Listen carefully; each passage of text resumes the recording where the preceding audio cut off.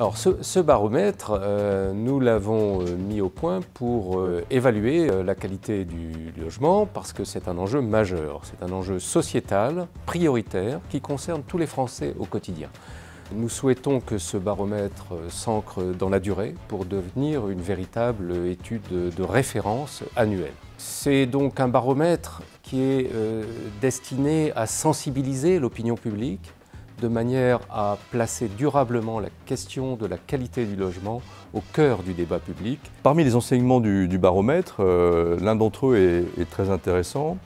Il concerne le vieillissement de la population et l'inquiétude qu'ont les habitants au regard de leur logement. Il faut clairement rénover plus globalement et en particulier tenir compte justement de cette problématique de vieillissement de la population.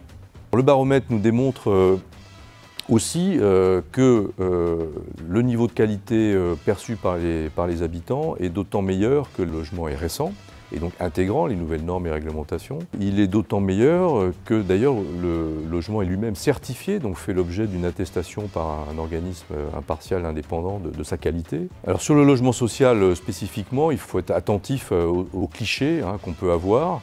Il y a encore un parc social ancien qui est parfois inadapté, qui peut être amené à se dégrader.